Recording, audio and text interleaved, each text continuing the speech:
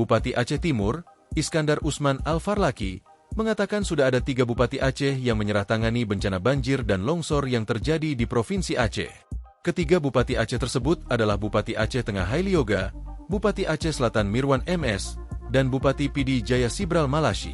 Memang ada 3 kabupaten atau 3 bupati, teman saya yang mengangkat bendera putih ya. Mereka dari Aceh Tengah, Aceh Selatan, kemudian Pidi Jaya. Ungkapnya, dikutip dari Tvone News, Selasa, 2 Desember 2025. Iskandar menyatakan, dirinya sampai saat ini masih bertahan memberikan bantuan untuk warga di daerahnya dengan menerobos banjir yang tak kunjung surut. Dia juga mengatakan, dalam menangani bencana ini, pemerintah daerah kesulitan karena tidak memiliki alat berat hingga menyoal anggaran. Walaupun daerah punya alat berat tapi kondisinya rusak berat, tidak bisa kita fungsikan. Kemudian dari sisi anggaran, tidak mungkin daerah yang punya anggaran BTT-nya hanya 2 miliar. Tapi saat ini seperti kondisi kami tersisa 800 juta rupiah, papar Iskandar. Iskandar lantas mengatakan, dengan kondisi demikian, pemerintah daerah tidak mungkin bisa menanganinya sendiri tanpa bantuan dari pemerintah pusat. Kalau pemerintah pusat membiarkan kami berjuang sendiri di daerah, terus terang 2 atau 3 hari lagi saya juga akan angkat bendera putih menyerah dengan kondisi ini, ucapnya. Ketika sumber daya yang kami miliki kurang, kemana kami harus mengadu lagi? Kalau misalnya ada saran dari teman-teman BNPB gunakan kekuatan keuangan daerah, kekuatan keuangan yang mana kita gunakan? Katanya lagi. Iskandar pun menjelaskan pihaknya tidak mungkin menghabiskan semua uang yang tersisa di pemerintah daerah.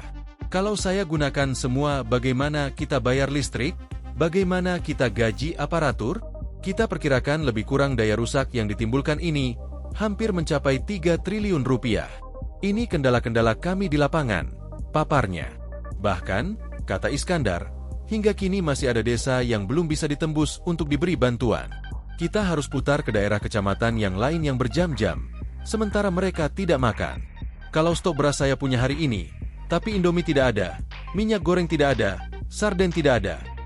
Kalau saya kasih beras saja, maka mereka bagaimana makannya? Air mineral, air bersih tidak ada yang bisa kita pasok. 3 hari ini solar BBM-nya, deadlift Pertalite tidak ada, ujarnya. Kemudian saya bawa bantuan ke pengungsi, mereka tidak ada gas untuk memasak.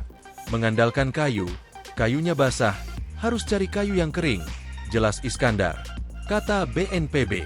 Menanggapi keluhan Bupati Aceh Timur tersebut, Kepala Pusat Data Informasi Komunikasi Badan Nasional Penanggulangan Bencana, BNPB, Abdul Mahari, mengatakan bahwa pihaknya telah berusaha semaksimal mungkin membantu pemerintah daerah dalam tanggap darurat bencana ini. Kita sebaiknya tidak dalam konteks membenturkan salah satu institusi dengan institusi yang lainnya, karena di kami juga sangat-sangat berupaya maksimal untuk mendukung pemerintah daerah dalam melakukan tanggap darurat ini, katanya dalam kesempatan yang sama. Abdul juga mengatakan bahwa pemerintah turut hadir langsung untuk membantu penanggulangan bencana ini. Buktinya Presiden Prabowo Subianto terjun langsung ke lokasi untuk melihat sendiri kondisi bencana di Aceh pada Senin lalu. Bapak Presiden mengunjungi Aceh untuk menunjukkan bahwa pemerintah pusat juga tidak setengah-setengah dalam membantu pemerintah daerah upaya tanggap darurat ini. Semua sumber daya juga Bapak Presiden sendiri menyampaikan secara maksimal akan diserahkan, ujar Abdul. Saat kunjungan langsung itu, Prabowo mengatakan bahwa pemerintah pusat bakal menghemat anggaran untuk memberikan bantuan kepada warga desa dan kecamatan yang terdampak bencana. Alhamdulillah kita punya anggarannya. Kita lakukan penghematan banyak di pusat supaya sebanyak mungkin bantuan. Sebanyak mungkin kita bisa membantu kepentingan rakyat di paling bawah, desa, kecamatan. Itu sasaran kita, ucapnya, dikutip dari YouTube Sekretariat Presiden.